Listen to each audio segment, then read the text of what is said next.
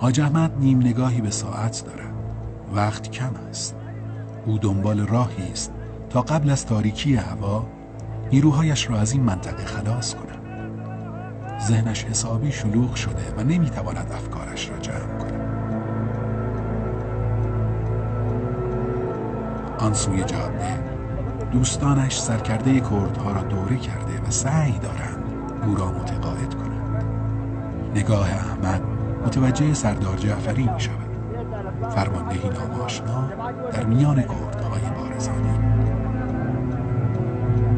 6 کردان از نیروهای بارزانی بر فراز کوه سنگر گرفته و منتظر دستورند. سرکرده آنان خسته از این همه بلا تکلیفی به سمت سنگر بیسی می رود تا کسب تکلیف کند.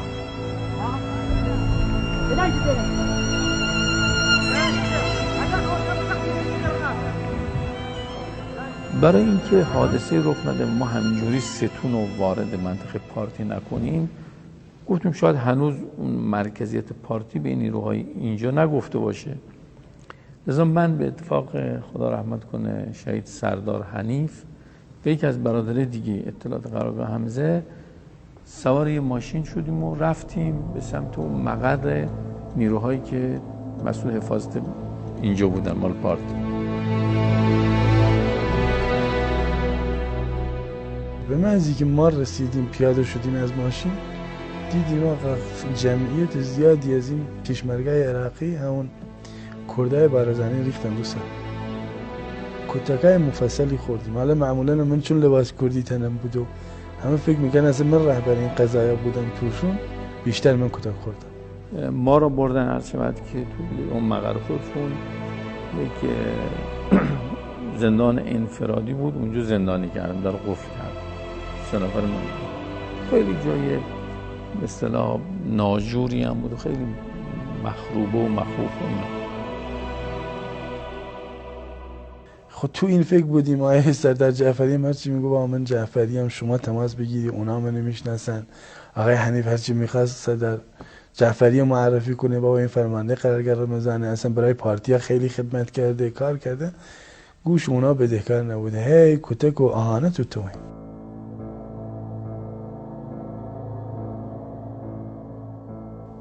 نگاه منتظر سردار کاظمی همچنان به انتهای جاده است. نه ماشینی می آید و نه می رود. 1 ساعتی است که از رفتن سردار جعفری و سردار حنیف می گذرد. اما هنوز خبری از آنها نیست. کم کم دارد نگران می شود. اما نباید کسی متوجه این نگرانی شود. حتی سردار مهتدی که سعی دارد نیروها را آرام نگاه دارد. اصلا اینقدرم دست پاچو بودن و هیجان زود سرستا میکردن، حرف اون گوش نمیکردن. خلاصه ما 3 نفر رو گذاشتن کنار دیوار رو که تیربارون. خدا رحمت کنه شهید حنیف این ما رو که گذاشته بودن 3 نفرمون کنار دیوار، هی میرفت تو سینه اینا داد هوار میزد. منو معرفی میکردمش که میدونید مثلا دارید چیکار میکنید، این فلانیه، چیکار دارید میکنید اینا. تا اونو دوباره مثلا برش میگردونم به دیوار که زودتری مثلا شروع بکنن مثلا تیربارون و اینا. یکیشون مثلا احتمالاً منو شناخته بود و اومده بود مثلا بین خودشون یه چیزی گفتن و که بعدا فهمیدم مثلا اون منو احتمالاً مثلا شناخته، نه اون که دقیق بشناسه، فقط گفته مثلا یکی از مسئولین ایرانیه نکنیم این کار. ما تو گوش اینه که می‌خواستن ما رو تیربارون کنن یه چیزی گفت و اینو بلند شد. تنها نگرانی سردار جعفری از این وضعیت سرنوشت نیروهایی است که در میان کوه و دشت انتظار بازگشتش را می‌کشند. اما او در این اتاق گیر افتاده. لحظات در این اتاق نیمه تاریک سخت و طولانی طی می‌شود و آرام آرام او را به روزهای آغازین این عملیات می‌کشاند.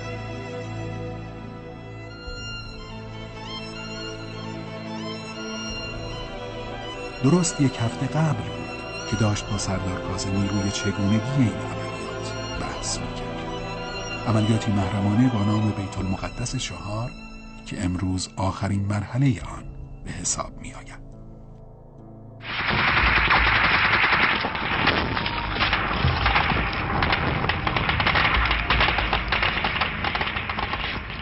یک سالی است که از پایان جنگ ایران و عراق می‌گذرد، اما کردستان همچنان ناآرام است.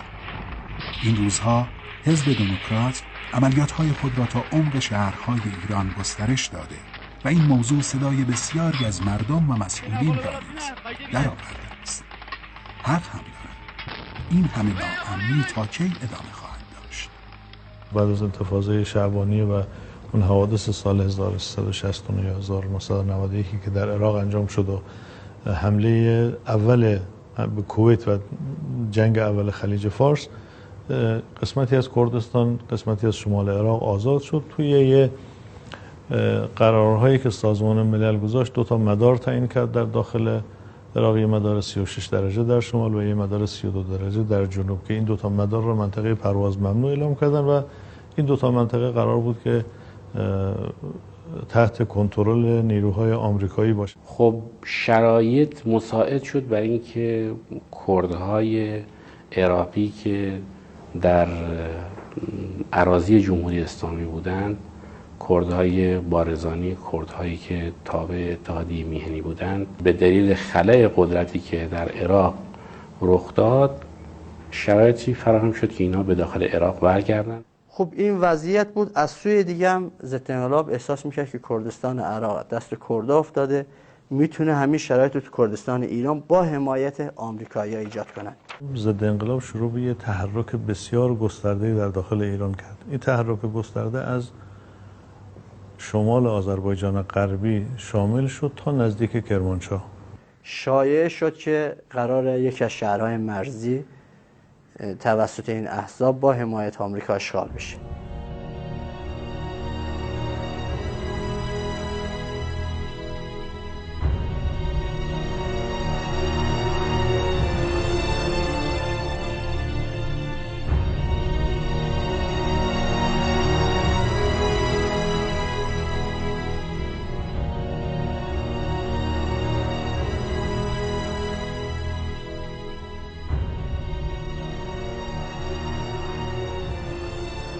خب ارتباطاتی که وجود داشت اون زمان از طریق قرارگاه رمضان با گروه‌های عراقی و این گروه‌ها خب زمان جنگ مورد حمایت جمهوری اسلامی بودن، ارتباطاتی داشتن و دوستان ما توی اونجا محسوب می‌شدن. قرار بر این شد که با اینها مذاکره بشه که جلوگیری بکنن از تردد ضد انقلاب به داخل کشور. تلاش به اصطلاح زیادی کردیم که کردها رو قانع بکنیم که میبایستی در برابر به حاکمیت رسیدن در کردستان در قبال مرزهای خودشون میبایستی پاسخگو باشن.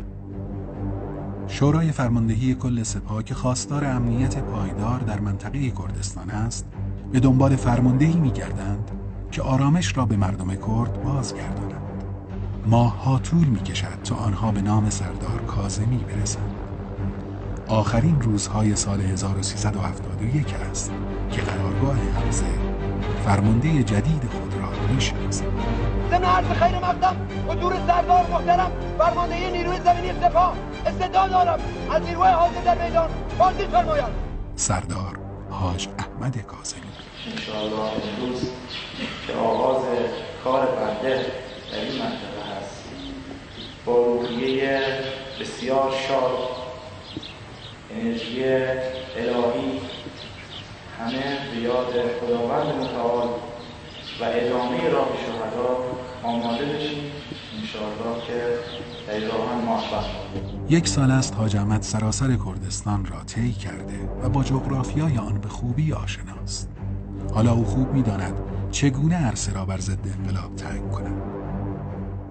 فرماندهان حزب دموکرات نیز راهی برای فرار از این تنگنا نمی‌یابند. اول اقدامی که شهید کاظمی انجام داد که خیلی هم تبعات داشتن برای ایشون، خیلی انگلت‌ها رو فراهم کرد و برخی از دوستان حتی همکارانش ایشون رو مورد نقد قرار دادن که این امنیت نسبی هم چه ایجاد شده شما این رو ناپایدار کردید و با برداشتن تأمین جاده‌ای و فلان شروع کردید، یعنی عملا منطقه را در اختیار ضد انقلاب قرار دادید، این اقدام جسورانه طلب میکرد، ایشون انجام داد. پایگاه ها رو کم کرد اما مستحکم کرد. دیگه ضد انقلاب نمیتونست به یه پایگاه 10 نفره ما حمله بکنه، یه 4 تا تلفات بگیره و بره. میگفت اگر به این پایگاه حمله کنم یعنی به 80 نفر حمله کردم.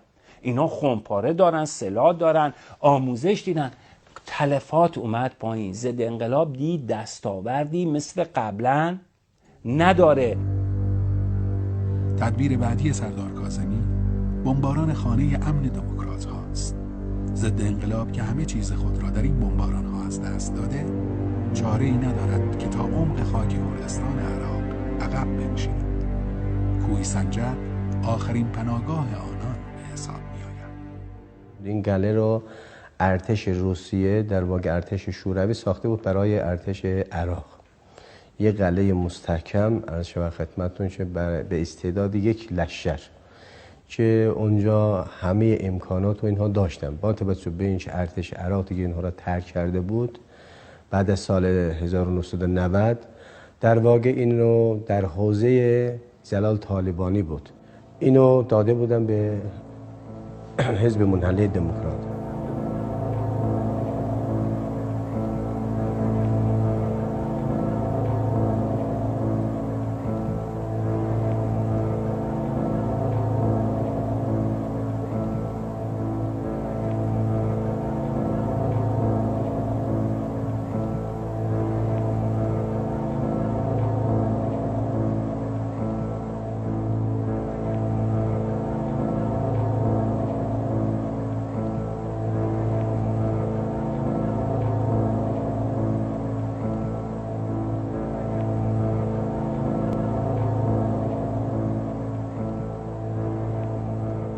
سه کیلومتری توی مرز پشت ارتفاعات قندیل.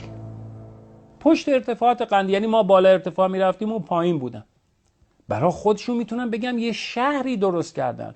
تونل زده بودن، رادیوشون اونجا بود، دفتر سیاسی حزب دموکرات اونجا بود، مرکز آموزش اونجا بود، شورای رهبریشون اونجا بود، بعضن خونه‌های سازمانیشون اونجا قرار داشت، عرض کنم کمیسیون‌های فرهنگی، سیاسی، اجتماعیشون در اونجا حضور داشت، خبرنگاران از خارج به اونجا می‌بردن می‌دیدن، با افتخار از این منطقه یاد می‌کردن. اینو به حکم یک دژ تعریفش میکردن که کسی نمیتونه اینو به قول معروف تسخیر کنه. با این نگاه هست هر نیروی نظامیش هم میرفت میجنگید میومد اینجا استراحت میکرد. این اول برچیده شد. سردار کاظمی مطمئن است که عقب نشینی حزب دموکرات فقط عملیات‌های آنان را به تأخیر میاندازد. علاج واقعی نیست. تدبیری است برای فرسوده کردن تیم‌های عملیاتی آنان. ضد انقلاب مجبور است برای رسیدن به مرز راهی بس طولانی طی کند و عبور از این مسیر سخت او را آسیب پذیر می‌کند. من در اون زمان هم مسئول اطلاعات سپاه بودم، هم فرمانده قرارگاه رمضان.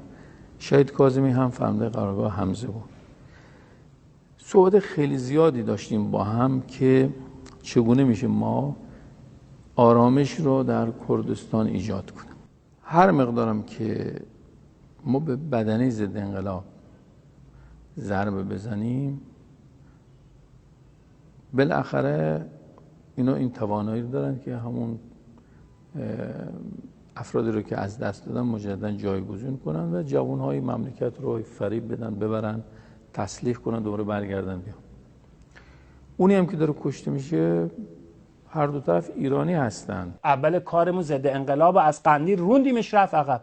تمام شد نشد، ضد انقلاب رفت عقب‌تر، یه شهر دیگه درست کرد، باز اومد داخل. پس این معنی ادامه امنیت پایدار نبود. امنیت پایدار از نگاه سردار کاظمی مفهوم گسترده‌ای دارد که زندگی در آرامش تنها بخشی از آن است.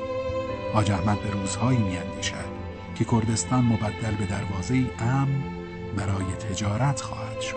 روزهای شاد و آرام برای مردم این دیار که در سایه امنیت تحول اجتماعی و اقتصادیش رونق گیرد و این مهم زمانی محقق خواهد شد که ضد انقلاب سلاح خود را زمین گذارد.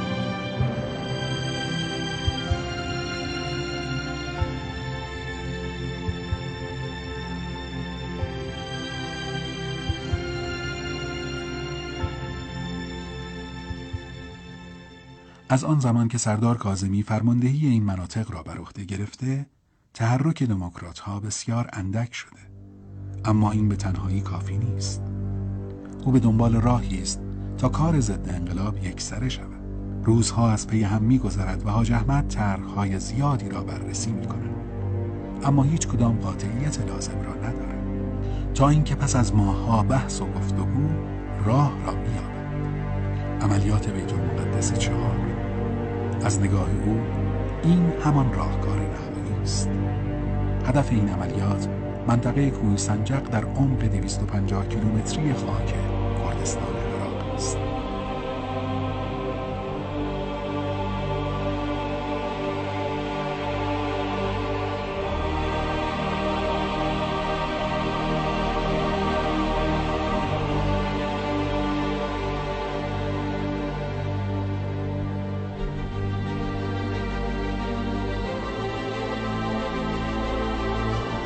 پس از انجام شناسایی‌های گسترده در منطقه کوه سنجق، همه چیز برای آغاز عملیات بیت المقدس 4 آماده می‌شود. اما قبل از هر تحرکی باید کردهای بارزانی و طالبانی در جریان این عملیات قرار بگیرند. چند تا مشکل جدی داشتیم. یه مشکل جدی این بود که این منطقه‌ای که قرار بود عملیات درش انجام بشه زیر نظر سازمان ملل بود. یعنی زیر نظر مثلا یه دولت نمون که ما بریم با اون دولت گفتگو بکنیم. بالاخره در دفاع مقدس درگیر بودیم با ارتش عراق، هر نوع عملیاتی میخواستیم انجام بدیم، ولی اینو داریم بعد از دفاع مقدس انجام میدیم. سازمان ملل اومده بود 60 کشور رو مأمور کرده بود که البته نمیخوام بگم همه این 60 کشور نیروی نظامی داشتن، اما مسئولیت‌های مختلفی داشتن. عمده نیروهای نظامی مال آمریکا و انگلیس بود.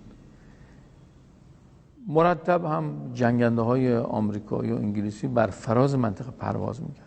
از طرفی کار چون قرار بود بنا به تدبیر شهید کاظمی خیلی مقتدرانه و قوی انجام بشه، طبیعتاً بنا نبود با یه تعداد محدود نیرو، اونم با شکل پوششی انجام بشه. قرار بود خیلی مقتدرانه یه حجم عظیمی نیرو و امکانات لشکرکشی کنن. این حجم نیرو رو با این نوع شکار و غافلگیری ببریم بالا سر دشمن باز نداشتیم. پس خود به خود یه استثناء میشه. بالاخره حضور آمریکایی‌ها اونجا و شرایطی که اون موقع وجود داشت خودش یکی از موانعی بود که بحث‌های خیلی زیادی روش انجام میشد که چه اتفاقاتی ممکنه بیفته و آمریکایی‌ها چه سیاستی رو ممکنه اتخاذ کنن.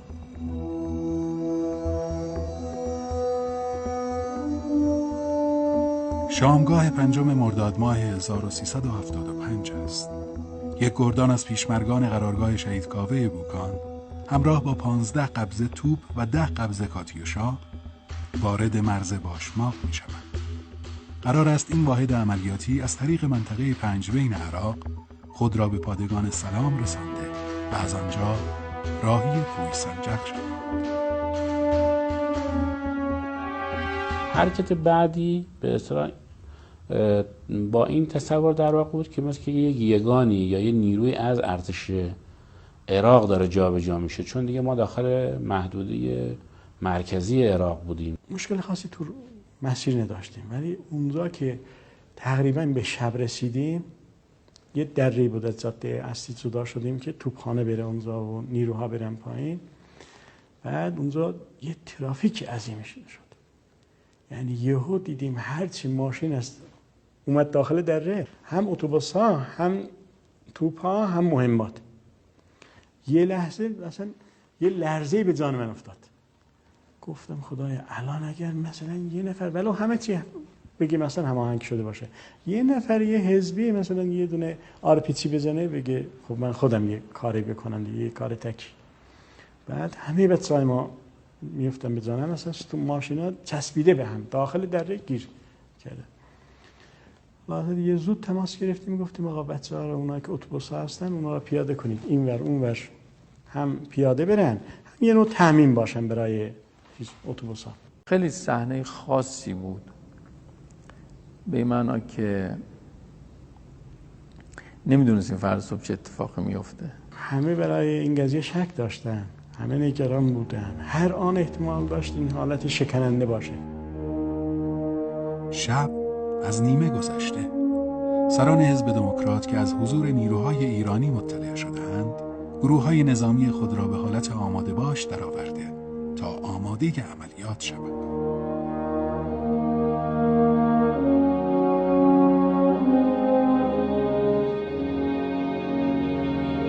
تا اون لحظه ما رسیدیم رو حیب سلطان، محاصره کردیم، اینا متوجه شدن بله جمهوری اسلامی چیزی که گفته عملی کرده. تو اینجای اتفاق افتاد. 20 سیمان ما روشن کردیم، دیدیم تمام نیروهای حزب آماده شدن بیان به ما حمله کنن. مطبع توپخانه شب دیگه بجمعم ساعت 1 نبود. بعد این چیز شد، شاید داخلشون افتاد که حزب امشب میخواد حمله کنه احتمالاً. بعد یه ولوله افتاد اونجا. دور بر این روستا هم ارتفاعات بود. ما رفتیم اونجا، گفتن به اصطلاح عملیات لو رفته، بعد شما هم در محاصره هستید. وقتی اینو گفتن شب خیلی تاریک بود، از یه طرف هم این شهاب سنجی ها میومدن، تقریبا آدم احساس می‌کرد بله دیگه اینها واقعا ما در محاصره هستیم. بعد اینها رو با آرپیجی اینها میزنن. ارزیابی سران دموکرات از موقعیتی که در آن گرفتار آمدند کاملا اشتباه است. خوشحالی کمک برید آقا پیشکش کنید. خوبه میری؟ زور خوش؟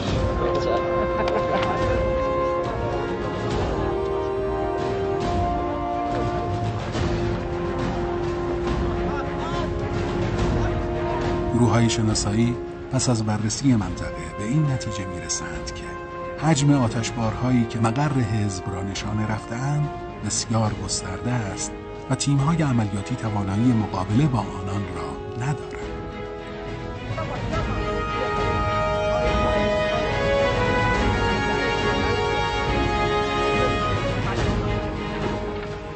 فرماندهان ضد انقلاب که خود را در تنگنا می‌بینند به واحدهای عملیاتی دستور عقب نشینی می‌دهند. بخش عمده از خانه‌های سازمانی و مقر سیاسی حزب کنار یک روستایی بود که این روستا مسیحی نشین بود. ما هم تعهد کرده بودیم که هیچ گلوله هم روی روستا نیفته. سلیمانی و داردسته رو صدا کرد، رو نقشه اومد، گفت باید طوری عمل کنید که عاقبت خوبی از ما تو این منطقه گذاشته بشه، به جا بمونه. نه اینکه بگم ما آمدیم مردم رو زدیم. نمیخوام آقا بفهمن. همینجوری خط من آتش تو بذار اینجا، گلولهات اینجوری بزن، این فرصت رو بده. توپخانه ما اول قلعه رو نزدن، یعنی هدف این عملیات گرفتن تلفات نبود که ما بگیم تلفات وارد کنیم به ضد انقلاب. اونجا ما میخواستیم قدرت جمهوری اسلامی را اثبات بکنیم اونجا و این اقتدار را به اثبات برسانیم که ما توانایی این داریم که اینجا بیایم عملیات انجام بدیم. به مزارع مردم در گسترش توپخانه نباید آسیب برسه. اگر آسیب، برای همین میگم آخر دست که من گفت ببین مهمات یا چیزی به مزرعی چیزی سوخته ما پولش بدیم.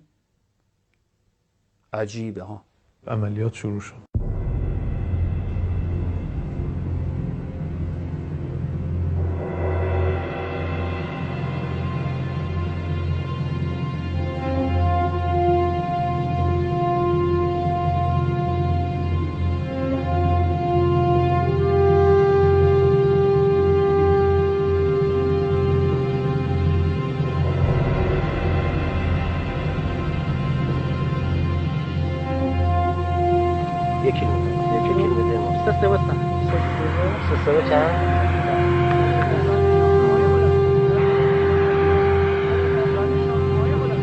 نمیدونم چی دارن توی صحرا که دارن جمع جور صدات مفهوم نیست کریم معلوم میشه دیگه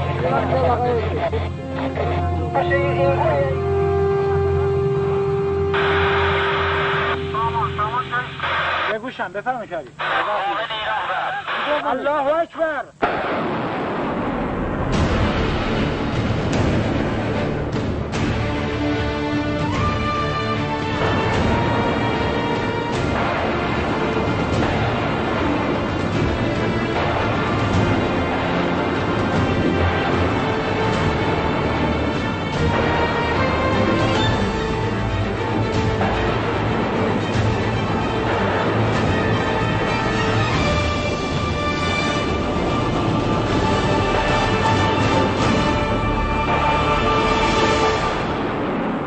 اولا توپامون خیلی توپای سنگینی بودن، توپای سدسی بودن که حدوداً 30 کیلومتر 27 کیلومتر الی 30 کیلومتر میتونستن شلیک بکنن. 16 قبضه به اعتقاد بنده 130 بود، بعد 10 قبضه کاتوشا بود، بعد 2 قبضه هم 240 بودن. بالاخره توپخانه کارش هضم آتشه. وقتی شما 3 گردان توپ و کاتوشا رو مروحه جمع بهش میدی، تمرکز آتششون رو میکنه برای یک نقطه، این خوب وحشتناک آتش اونجا. همزمان وقتی همه با هم شلیک بکنن جهنمی از آتش ایجاد میشه. این یه طرف قضیه بود. شهید کاظمی تا نتیجه نگیره ولکن ماجرا نیست. این دامنه شاید کشیده بشه به یه جای دیگه.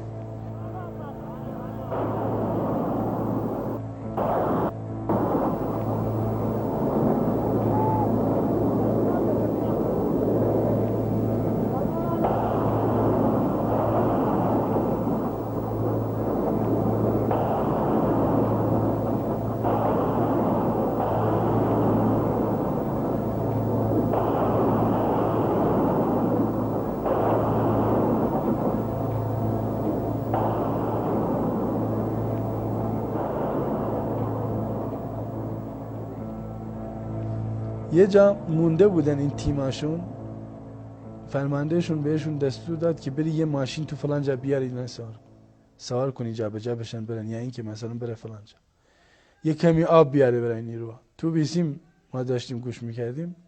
حالا اسم موزد انقلاب هم اتفاقا هست، بعدا هم بررسی کردن، مسئولیتشون هم مشخصه. گفت که چیز کنیم، گفت هر کاری میکردن هیچ کدوم هیچ از بس وحشت کرده بودن، ترسیده بودن، قبول نمیکردن که مثلا یکی بره آب بیاره. یکی میگه آقا خودت بری، به من چه ربطی داره؟ من اصلا جرئت ندارم. نگاه کن پاسدارا دارن میان پایین، نگاه کن اینا دارن محاصرمون کردن، به خدا میدوزنمون میبرن. یعنی تو 250 کیلومتری بری یه کاری انجام بدی ضد انقلاب وحشت بکنه. سردار کاظمی برای کاهش تلفات نماینده انتخاب می‌کند تا رابط میان حزب دموکرات و قرارگاه حمزه باشد. مسئولیت این فرد ترغیب دموکرات‌ها به پذیرش صلح و زمین گذاشتن سلاح است. فؤاد معصوم که نماینده اتحادیه میهنی کردستان است، این مسئولیت را بر عهده دارد. او پس از پایان هر آتشباری سراغ سران حزب رفته تا از تصمیم آنان آگاه شود. ساعت 6 صبح که اجرای آتش شد، خب حزب منحله به UN به سازمان ملل شکایت کرد. رو اون ارتفاعات هیبت سلطان به اتفاق شهید کاظمی و سردار مهرابی و اینا که با هم بودیم، اون بالا واسه منطقه رو میدیدیم که داره هدف قرار میگیره. نماینده سازمان ملل اومد و چه خبره، مثلا چیه این خانه فلان از این. ما به این دوستان اتحادی که ما بودن گفتیم برید بگید که ظاهرا ارتش عراقه، وقتی که ما می‌خواستیم وقت بگیریم تا اینا بخوام برام بررسی کنن، کارمون رو انجام بدیم. خب اینا هم رفت دیگه، رفت که برن به عراق اعتراض کنن چرا دارید آتش باری میکنید، چون نمی‌دونن آتش از کجا داره میاد. اول که اومدن مراجعه کردن، به خاطر که ما قبضه تو دره مخفی کرده بودیم، محل قبضه پیدا نبود، می‌دیدن که داره توپ میاد و مثلا موشک میاد.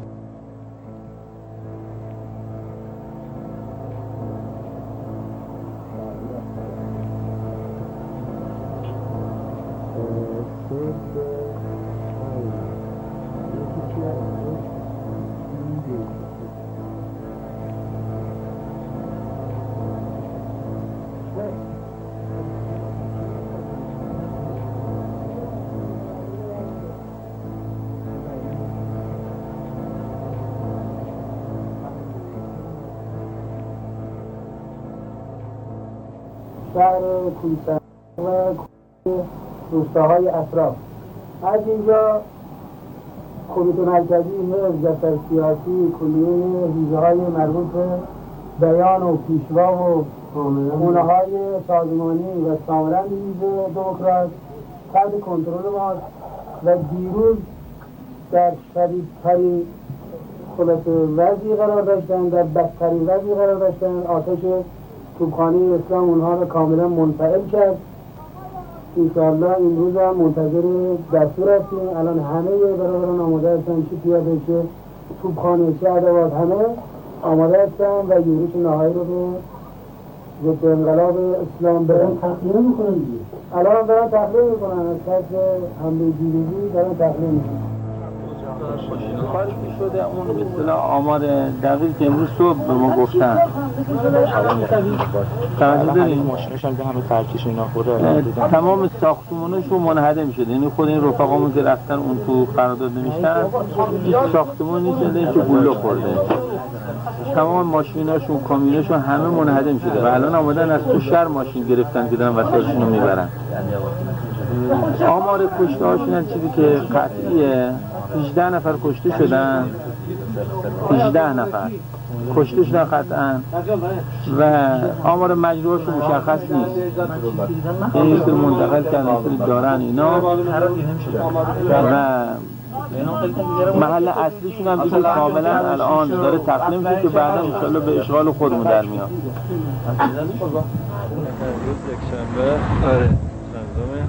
یک شنبه هفته 5 دیگه. خب آتش بس شده با فعلا که آتش بسیم منتظر می‌بینیم چی میشه. ما گفتیم که باید کتباً بنویسید که دیگه به هیچ وجه وارد خاک ایران نباید بشید و هر گونه فعالیتی در خاک ایران منجر به نقض عهدتون خواهد شد. کلاً باید ترددتون به خاک ایران متوقف بشه. ضد انقلاب اونجا متوجه شد که قطعاً اون 30 ساعتی هم که مقاومت کرد انتظار داشت از اونا کمکی بیاد، یعنی انتظار کمک از بیگانه ها رو داشت، ولی نهایتا متوجه شد نه، اصلا اینجا دیگه جایی نیست کسی به داد اینا برسه. بازم وابستگیش به بیگانه ها جواب نداد، مجبور شد که قبول کنه اون تعهداتی که باید به جمهوری اسلامی میداد و متعهد شد. اونو نهایتا کتباً نوشتند که الان سندش تو سپاه هست و آیه مصطفی هجری که اون موقع جانشین دبیرکل بود، چون خود دبیرکل نبود که الان خودش دبیرکل هست، ایشو امضا کرد، مهر کرد و اینو فرستاد برای ما. یعنی تاریخش هم 11 مرداد 1375. توی بیان جمله اولش این بود، یعنی جمله اول این بود که به دنبال گلوله باران سپاه پاسداران بین اتحادیه میهنی و حزب دموکرات توافق شد که از این به بعد حزب دموکرات از اعزام تیم‌ها به داخل ایران جلوگیری بکنه، تیم‌هایی که به داخل ایران فرستاده فراخوانی بکنه و موضوع خروج از فاز نظامی یا از عملیات نظامی رو در کنگره یا پلونوم بعدیشان مورد بررسی قرار بدن.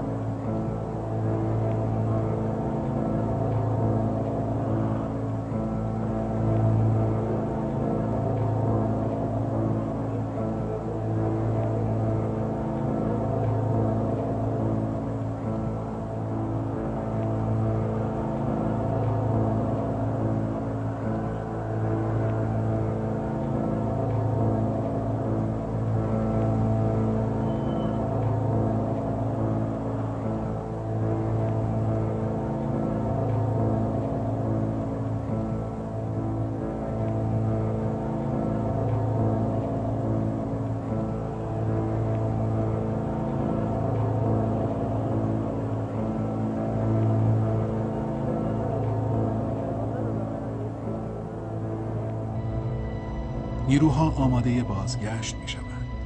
در این میان سردار جعفری به وضوح شادمانی را در چهره حاج احمد می بیند. او خوب می داند که رضایت سردار کاظمی تنها به خاطر موفقیت در عملیات نیست، بلکه نمایش اقتدار نظام است که او را راضی ساخته. حزب دموکرات بعد از آن شکست سنگین متعهد می شود که سلاحش را زمین گذارده و وارد فاز سیاسی شوند. برگشت تا خاکمون. این یه عملیاته. برای سردار کاظمی چون یه فرماندهی بود میخواست تلفات نده، اینو یه عملیات فرض کرد. تو تر ممکنه ننوشته باشه، نوشته بودن برگشت، اما من بهش میگم عملیات، چون حرصی که کاظمی خورد سر برگشت من میفهمیدم. شاید کاظمی بعد از اینکه ما عملیات رو با موفقیت انجام داده بودیم، هنوز جمع‌بندی نشده بود، اومد اونجا گفت علی اکبر جمع کنید بریم.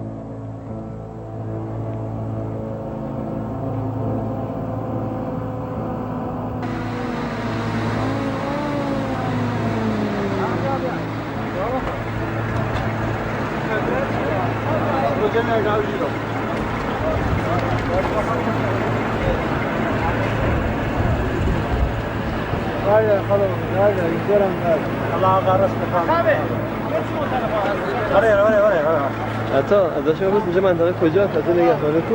از اینجا بیا هرکا تانی توضیح بدهید. مصاحبه کیه کجاست؟ دوری چون میده چک دوری باریسانی دوری باریسانی تالاوه دوری باریسانی بوندی تالاوه خب بگو سوال روستای تالاوه است ثابت کنه تالاوه نه کیه سر کیه ایره سر به دوری باریسان، سر به ناحیه خلیفان، سر به منطقه خلیفان و دره بادیسنده. شهرهای جلوتر کجا میره اینا؟ علیرضا چه شهری همون 2 کیلومتر که ما بودم. 3 کیلومتر دیگه به خلیفان منطقه که پارتی ها؟ تجربه سمت پارتی. منطقه پارتی میرسیم. دوی خلیفان چی؟ دوی خلیفان رو با رواندوز و حریر گفتیم. بعد میریم حریر، بعد رواندوز، بعد حریر و دیانا. یه سالی در تپوس. او شاخه نیویی کیو؟ او سرباری خلیفه داره. سرباری خلیفه. حتی اون دو مدر میخوام چی اون؟ او چی اون؟ کورش داره، چای کورش. یعنی چی؟ چای که با خود چای کورش داره. او برجکی چیه؟ برجکه و مرصد فلچی کشی استاکال لجت صدمی حکومتی باس. تصاویرم بودی ما بس هیکل خیمه. قبلا رادار بوده. رژیم بعث اونجا مستقر بوده. الان چی دست بیه؟ الان دست کیه؟ دست پارتیه. دست پارتیه و نگهبان دیه؟ آره نگهبان دیه. چقدر فاصله اینجا؟ چند فاصله تایره؟ تایره چند فاصله هست؟ غير نوعي؟ والله تقريبا 4 كيلومتر. تبي تصير رقاية بخليفانه 4 كيلومتر. لخليفانه. تشکر. ستون نظامی در حال بازگشت به سمت مرزهای ایران است، اما تغییر مسیر برای عبور از محدوده وارزانی‌ها همه را نگران کرده. سردار کاظمی که جلودار این ستون نظامی است، چشم به جاده دوخته و در ذهن اتفاقاتی را مرور می‌کند که ممکن است در پیش باشد. لحظاتی بعد آن اتفاق ناخوشایند رخ می‌یابد. 6 گردان از کردهای وارزانی بر فراز تنگه مستقر شده و نیروهای حاج احمد را محاصره.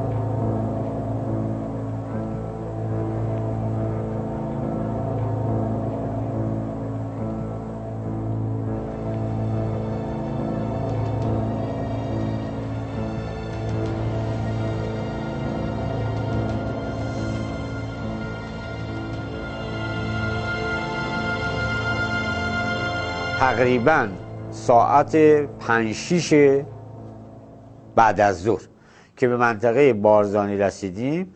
سر ستون ما داشتیم با شهید کاظمی حرکت میکردیم و قوا هم دنبال ما در جاده داشت در حال حرکت بود.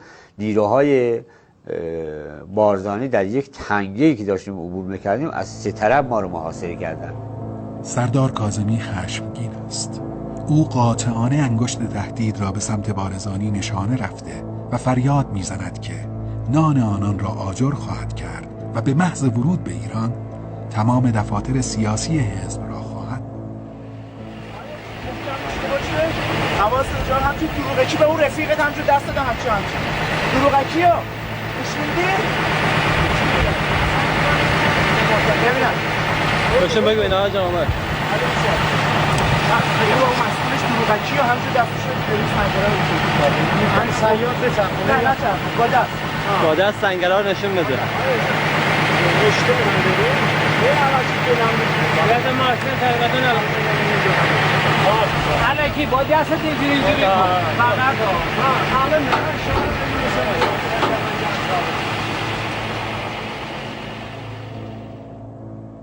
شش گردان نیرو که کنار جاده اسلحه ها رو مسلح کردن و آماده شلیک هستند. حاج احمد همچنان چشم به راه است. حالا او مطمئن می شود که برای سردار جعفری و سردار حنیف مشکلی پیش آمده. این فکر که آنان گرفتار شدند سردار را راحت نمی‌گذارد. به همین دلیل مسئولیت ستون نظامی را به سردار مهتدی سپرده و خود به سمت مقر بارزانی ها حرکت می‌کند. دیگه ما تو فکر بودیم که رفتیم تمام شده ایم. دیدیم حاج احمد اومد و گفت بچه‌ها من میخوام بیای بریم، نمیخوام از اینجا برم. گفتیم ما محترمانه بازداشتیم، کجا میخوای بریم؟ خب ما هم که از شب قبل نخوابیدیم و این عملیات از صبح خیلی خسته گفته و برخورده. بعد اینا خیلی معلوم بود قیافه من مثلا من نمیدونستم، بعد خودش گفت خسته و به هم ریخته شده و اینا.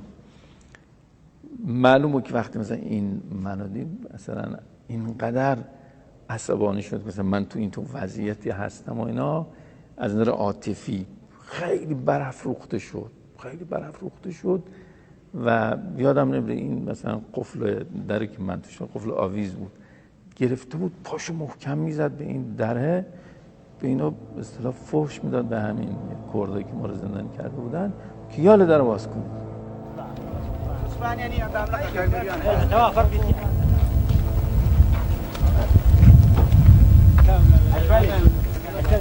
حنیف کو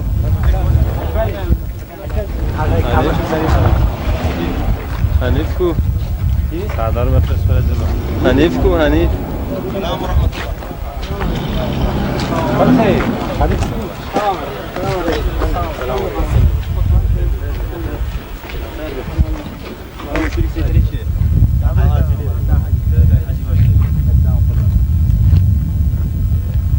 اینه چیه؟ اینو بگیر. نمیشه.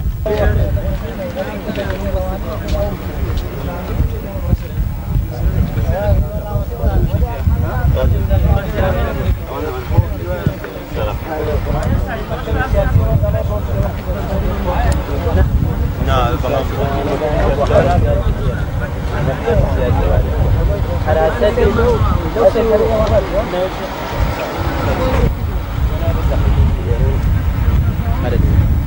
همون بچه دور بیمه در خیلی خودت سلام.